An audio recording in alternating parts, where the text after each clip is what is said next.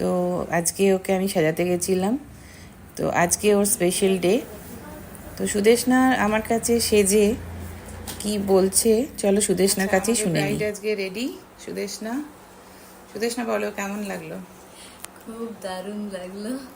খুব কলকাগুলো খুব সুন্দর আঁকা হয়েছে, আমাকে খুব ভালো লাগছে। আচ্ছা, আর পুরো ওভারঅল দারুণ দারুণ দারুণ। তোমার পছন্দ হয়েছে তো? হ্যাঁ একদম স্যাটিসফাইড? হ্যাঁ। চলো, আমাদের আজকের ব্রাইড খুব খুশি।